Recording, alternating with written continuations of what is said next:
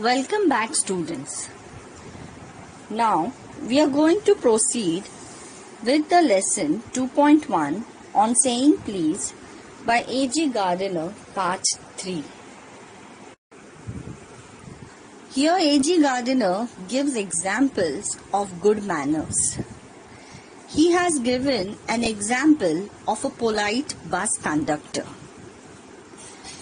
But before that, he gives features of usual bus conductors. Now, how are the usual bus conductors?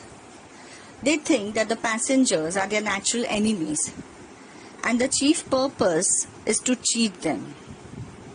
They are reasonably honest by loud voice and an aggressive manner. Slide 3. A.G. Gardiner talks about the Underground Railway Company, the organization who run the buses. Now here, the organization insists that a certain standard of civility in its servants should be observed. They take care that the standard is observed. The benefits: it is pleasant for the travelling public and it performs an important social service. Slide 5. Now here we have the incident of the polite bus conductor.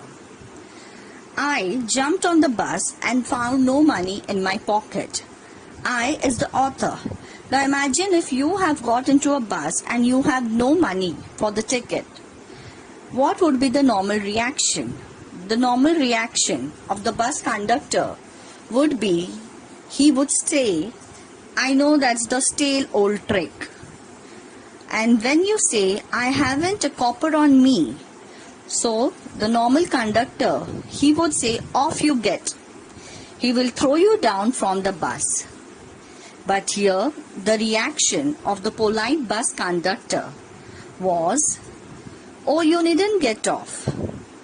When the author tells that he didn't have money for the ticket, the polite bus conductor says, I'll book your fare through. Where do you want to go? But finally and luckily, the author manages to find some shillings and he settles the fare.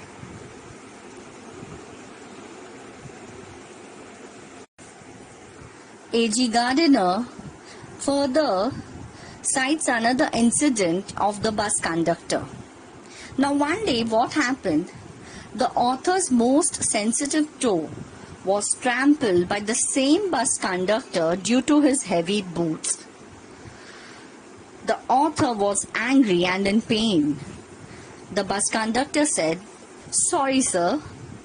The result was, though the author was hurt, but the conductor was so nice, he assured him he hadn't hurt him. The conductor said, I bought these heavy boots as my own feet get trod, and now I'm doing it on others. Hope I didn't hurt you. Slide 7. The writer is hurt, but the sweet behavior of the conductor lessens his pain. Now the writer's further observation of the bus conductor is cited here.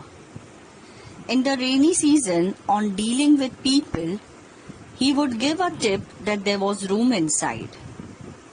On dealing with old people, the conductor was considerate.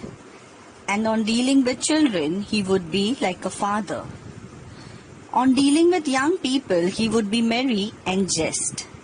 And while dealing with a blind man, the conductor would assure that he would reach him safely to the pavement. The conductor would be at ease and normal at work always. So these are the good qualities observed by the writer A.G. Gardiner of the bus conductor. Slide 8.